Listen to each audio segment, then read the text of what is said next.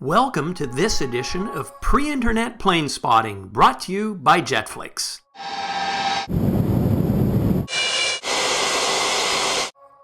Hi there, my name is Henry Tenby. Welcome to this edition of Pre-Internet Plane Spotting. Back in the 1970s, of course, we had the Arab-Israeli War, which resulted in the oil crisis of 1973, and many of the major airlines that were still operating their classic early 1960s jetliners had to park these aircraft due to reduced demand and increased fuel costs in the operation of these aircraft. And that included, of course, the likes of Boeing 707s and Convair 880 990 jetliners, which were very fuel thirsty. So back in the early 1970s, Marana Air Park, just outside of Tucson, just north of Tucson, became a popular parking ground for retired and out-of-use airliners. German airline slide photographer Gert Killian visited this airfield in 1973 and took some very interesting color slides to show us what was in storage at that time. As I say, it's very interesting because this was at the time of the oil embargo, and we had fleets of very interesting aircraft that were parked waiting for fuel prices to stabilize and passenger volumes to restabilize as well, because the U.S. economy, actually the European or even the global economy, went into recession as a result of the war and the global fuel crisis. So sit back, relax, and enjoy the show. I hope you find these images as interesting as I find them. This is Air Commerce Boeing 707-138B N792SA, taken after the company had folded. Now, this particular visit, we're going to be showing the various airplanes at Marana, which is just north of the Tucson area. The slides were taken by Gert Killian on September the 24th, 1973. As for Air Commerce, they were a German company, charter airline. They were formed in June of 1970 with 2 Viscounts and 2 707s. The carrier's activity was split between special flights for foreign workers and holiday charter work on behalf of smaller German tour operators. The carrier began to face financial problems, which prompted the airline to cancel its operations on the 1st of September 1972, and by 1973, January, the airline had been liquidated. Hence, we have their aircraft here at Marana in September of 1973. This is also a Boeing 707-138B, which makes it a former Qantas machine, and it is registered DADAP, also taken at Marana, September 24th, 1973. The aircraft were stored in fully operational service, and they were flown out and used by other operators. So these aircraft were only in service for a very brief period, just a little over a year, by the German charter airline Air Commerce before the company failed. So yeah, very rare images, and nice to see here in Marana. And here we have a former Pan Am Boeing 707-321. This particular aircraft was leased to World Airways. The registration is N706PA. It's got the old engines, the old, very fuel-inefficient engines. And World Airways would have leased this airplane in the early 1970s. And by September of 73, it was withdrawn from use because of its high fuel consumption and was sitting here at Marana awaiting its next owner. The aircraft actually was scrapped in Miami in 1983 and had carried multiple registrations after this picture was taken. Here we have a Pan Am Boeing 707-321 water wagon with the old engines, N718 PA, appearing to be in really quite nice condition. It's Jet Clipper Invincible. It's a full passenger aircraft, no cargo door, and this aircraft was in storage because of the fuel crisis. It was a very thirsty water wagon Boeing 707 and is seen here in full Pan Am livery. This is Pan Am Boeing 707-321 N717 PA, Jet Clipper Fleet Wing in storage, operational storage at Marana Airport.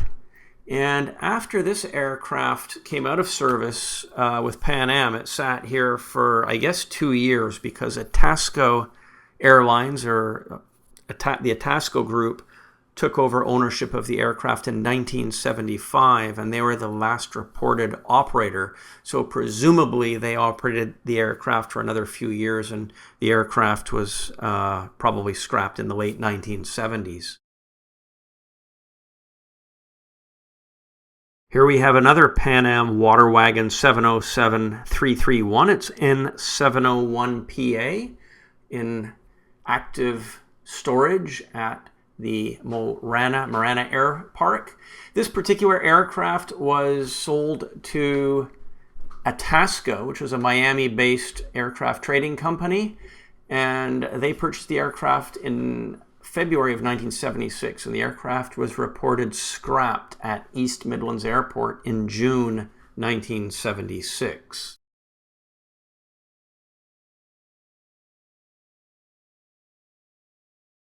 This is a very interesting aircraft. It's N707PA. It's a Boeing 707-121. It was delivered to Pan Am in 1958. It is missing its engines here in storage at Marana, but of course this airplane did go on to fly quite a bit after it came out of storage. It was first operated with Turkish Airlines as TCJBA. They took the aircraft on in the spring of 1974, and they operated the aircraft until 1977, when it went to a Latin American operator registered HP551. I believe the aircraft finished off its days under International Air Lease's ownership, and they scrapped the aircraft, or they reported having scrapped the aircraft in November of 1983. Here we have Boeing 707-121 N712PA, missing number 1 engine. The aircraft's in storage. It was delivered brand new to Pan Am in October of 1958. And then after it came out of storage, shown here at Marana, the aircraft was operated by Turkish Airlines from 1974 up until 1978. And the registration was TCJBD. The aircraft then was operated by Burak Indonesia Airlines in 1978 for a few years, and then it was reported as being scrapped under HP-794 registration in August of 1983.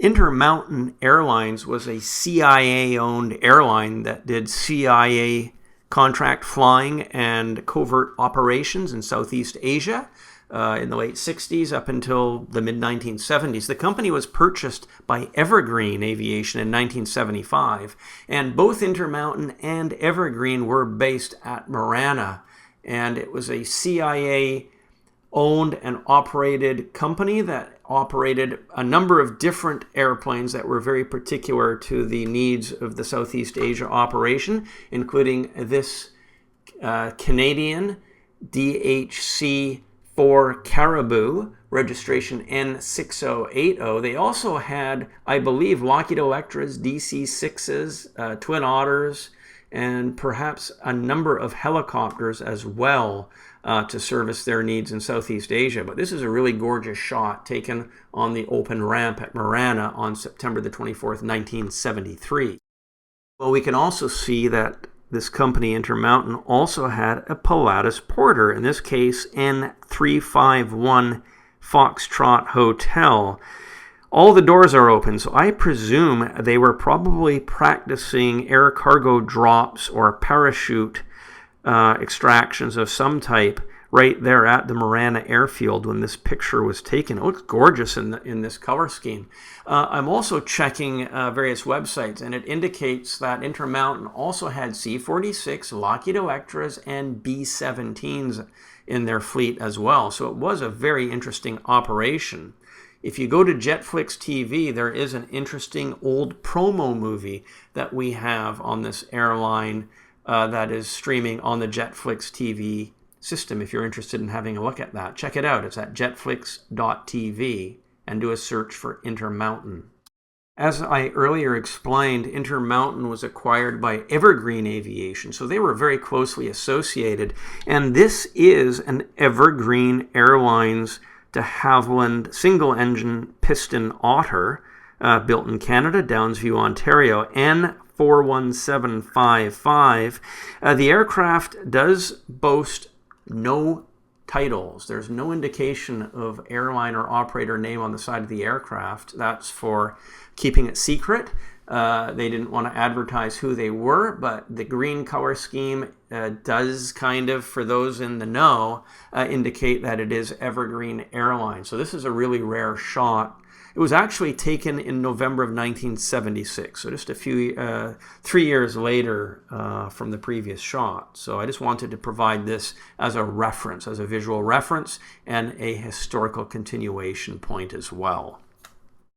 Mohawk Airlines had at least a dozen of their Fairchild FH227 regional airliners parked up in storage at the Marana Air Park on September 24th, 1973, when these slides were taken. All of the aircraft were basically put in seemingly long-term storage. The windows were all covered with a material to block out the sun, and the engines and intakes were all sealed to prevent insects and animals from climbing in to nest and deposit their droppings, etc., to cause corrosion and other system problems. So the aircraft were put in fairly long-term storage, and most of these aircraft did, of course, come out of storage and fly again. Here we have N7821 Mike, looking very nice. Here we have N7820 Mike. This aircraft, and I believe most of these aircraft, were placed into storage in the spring of 1972 after Mohawk and US Airways merged. So this particular aircraft appears to have been sold or operated by Wienair Alaska through the 1970s, and then in the late 1970s it was sold to Petromexicanos, which was a Mexican state oil company, and they operated the aircraft through 1995. Aircraft registry records show this airplane was delivered to Afrajet of Nigeria in the year 2000. So conceivably, this aircraft could have remained operational up until perhaps the year 2010, 2015. This aircraft is N7822 Mike. It was delivered to Mohawk Airlines in November of 1967 and went into storage here in Marana in 1972, April. The aircraft was then delivered to the South African Air Force in 1974. It remained with them through 1979, and then it went to TAT in France, who operated the aircraft for about a year or two before the aircraft went to Air Martinique in 1993, who leased the aircraft for a short period of time. And then in 1996, the aircraft returned to France, where it operated by Air Provence International. And that is the last record of this aircraft. A very interesting aircraft. It's N7819 Mike, and this aircraft was delivered in '67, placed into storage in 1972, and then in 1974, July, it was acquired by Wienair Alaska. They put a cargo door in the aircraft, and then in 1979, they sold it to Pacific Alaska Airlines, and then between 1980 and 1984, it was operated by Air Mauritanie in Africa. Then the aircraft came back to the United States, ended up with the United States Navy in 1988, and then it went to the Florida Gators as a crew aircraft for moving their Gators team around in 1993, and then it ended up registered to a company called Rollins Air after that in the mid to late 1990s. This is N7817 Mike. It had a fairly short but compact history in that it went to Mohawk in 1967 from the factory, placed into storage in April of 72 here in Marana, and then Wienair Alaska purchased the aircraft in 74. In 79, the aircraft went to Skyways Cargo in the United Kingdom, and in 1980, it was acquired by TABA Airlines of Brazil, and it was reported as withdrawn from use in 2001. Aircraft is N7816 Mike, delivered in 1967 to Mohawk, placed into storage here at Marana, April 1972. In May of 1974, it went to Stellar Air Freight in the Scandinavia, and then it went to Tunisavia, and then to a French company in 1979, and then Touraine Air Transport took the aircraft in 1979, and finally in 1982 the aircraft was leased to TABA of Brazil, and they were the last reported operator, with the aircraft reported being withdrawn from use in 1991. This is N7813 Mike, and it had a pretty interesting history. Delivered in 1967 to Mohawk Airlines, placed into storage in April of 72, and then in 1974, the new operator was Pan Adria Airways of Yugoslavia. It was registered YUALD and delivered in 1974. So it sat basically for a year after this picture was taken, before it was delivered to Pan Adria. Then it went to Air Polynesia in the French Polynesia, Tahiti based. And by 1991, it was back in France with a company called Uni-Air. They were the operator for about 9 years. And by the late 1990s, it was reported as stored in a place called Sueneca in Ecuador. And it was owned by a company called Austro Aero of Ecuador and registered as HCBXC as its final registration in the late 1990s. This is N7814 Mike, delivered in 1967, placed into storage in 1972, also delivered to Pan Adria Airways in 1974, registered YUALE. Then the next owner of the aircraft was reported as Delta Air Transport of Belgium as OO-DTE. It was delivered to them in May of 1981. And then the aircraft was reported as to having been owned by a company called Concord Airlines of Nigeria, and was written off at Lagos Airport in April or early April of 1990. This aircraft is N7809 Mike. Like all the others, it was delivered in December of 1966. It was named the city of Messina and then placed into storage in 1972. And like the earlier aircraft, it too was delivered to Pan Adria Airways in 1974. It was registered YUALA.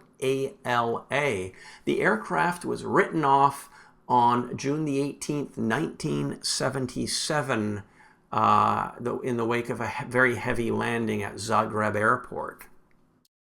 This is 7812 Mike, delivered January 1967 to Mohawk Airlines, placed into storage in 1972. This aircraft also went to Pan Adria Airways as YUALC, but not until 1978. Then the aircraft ended up with Air Polynesia in Tahiti as FODMP, being delivered to them in 1980. And then the aircraft was written off in 1989 in France during it appears to be a non-fatal accident near Valence, France, whilst being operated by Uni-Air. So yeah, that was in 1989 that it was written off. This aircraft is N7806 Mike. It was delivered in September of 1966 to Mohawk Airlines, and then soon after the merger in 1972 with Allegheny, it was placed into storage here at Marana. Between 1975 and 1985, this aircraft was owned and operated by the Energy Research and Development Agency, which was a U.S. government organization, also with the same registration, N7806 Mike. And then in 1994, it was sold to the Lansing Community College. Maybe it was used as a football charter aircraft for their football team, I'm just guessing. And the aircraft was reported as broken up in June of 2002. So this is something different. This is Allegheny's F-27J, registered N2707 Juliet. This aircraft, I guess, sat at Marana for quite some time because the slide was taken September 24th, 1973. And it would have been several years later that it was delivered to Bolivia to be operated by Lloyd Aero Boliviano. They took the aircraft into their fleet in 1977, and the aircraft was written off in 1980 near Yachiba, and the circumstances of the write-off weren't made clear in the report, but the aircraft was written off at that time. So very interesting. Yeah, the aircraft only had one operator after Allegheny. As an interesting side note, this aircraft was leased to Great Northern Airways of Edmonton between 1968 and 1970. So it did a lot of flying in northern Canada, in the Northwest Territories, up from Edmonton back in the late 60s. So yeah, interesting Canadian side note there. This is a Allegheny F-27J, registered N2706 Juliet. It was operated by Allegheny Airlines between 1965 and 1971. So I presume the aircraft had already been in storage for 2 years when this picture was taken in September of 73. The aircraft was reported as painted in Air South colors, and was in storage between 1974 and 1977 in full Air South colors. So I presume the aircraft did not fly between 1973 and 1977. The aircraft was sold in the late 70s into France with Uni Air as the last reported operator. And apparently the aircraft was withdrawn from use at Dinard, France, in July of 1991. Again, last known operator was Uni Air of France. Northeast Airlines did operate 10 different Convair 880 jetliners during the airline's history of the 1960s. This one is N8494H. It was delivered to the Hughes Tool Company in May of 1962 and leased to Northeast between October the 25th, 1962 and February of 1968. And in February of 1968, it was placed into storage here at Marana Airport. So when this slide was taken in September of 73, the aircraft had already been sitting there for some 5 years. In July of 1974, the aircraft was purchased by the American Jet Industries Corporation, and it was converted to a freighter, and then it was flown to Mojave Airport in 1978. The aircraft was reported as having been broken up in Mojave in December of 1999. This is another former Northeast Airlines Convair 880. It's N8493H. This particular aircraft was built for TWA, but it wasn't taken up. It was delivered to the Hughes Tool Company in May of 62, and it was leased to Northeast Airlines between August 63 and January of 1968, at which time it was placed into storage at Marana, where we see it here in 1973. So it sat in Marana between 1968 and 1973 for 5 years by the time this particular slide was taken. In July of 74, it was purchased by the American Jet Industries Corporation. It was converted to a freighter, and at some point in the mid-70s, the aircraft was flown over to the Mojave Airport. And like the earlier aircraft, it too was reported as having been broken up in December of 1999. Well, this has an interesting history. This is an ex-Delta Airlines Convair 880. It's registered N900NW, but it was actually operated by Delta Airlines as N8814E between July the 14th, 1962 and November the 16th, 1973. Now, this particular slide was taken in November of 1976. The aircraft was traded into Boeing by Delta in 1973, and it was placed into storage with about 36,000 hours in 1973, according to records.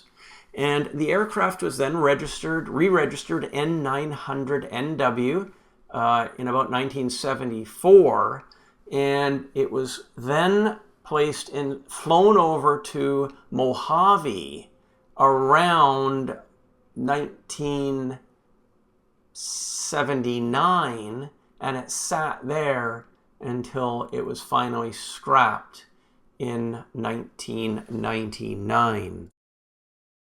Please take a moment and click and subscribe to our channel. Here we have another former Delta Airlines Convair 880. It's registered N700NW, seen on November the 8th, 1976 at Marana.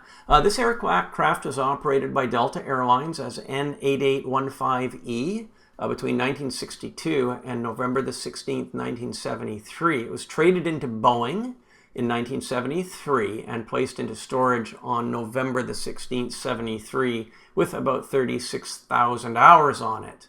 It was re-registered as N700NW in 1974 and remained in storage, and it was then sold apparently to a new company called Trans-Executive Aviation and leased to Growth Air Services of Miami. And this aircraft was written off at Miami Airport on May the 28th, 1978, when a cargo door, I believe, opened on takeoff, and they had to do an aborted takeoff, and the aircraft ran off the side of the runway into a ditch. So I believe that's what happened. So there you have it. Unbelievable history on these Convair 880s. But nice to see it here in glorious sun, looking beautiful back in November of 1976. I hope you've enjoyed this video. I'm also a collector of 35mm color slides of aircraft. If you have an aircraft slide collection that you'd like to dispose of or sell or get rid of, I'd love to hear from you. Please feel free to contact me at my email address, which is shown on the screen. That's henrytenby@gmail.com. I look forward to hearing from you about your slide collection.